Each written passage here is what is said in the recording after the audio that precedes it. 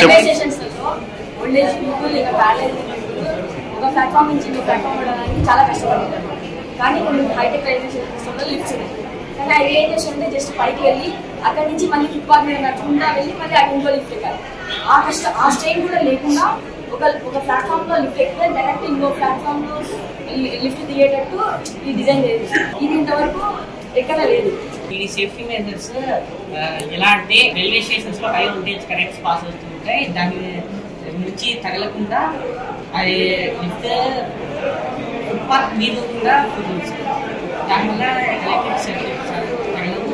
ఒకవేళ తగిలినా అది బయటంతా బయటపడి ఉండడం వల్ల దానికి షాక్ లోపలికి వెళ్ళచ్చు.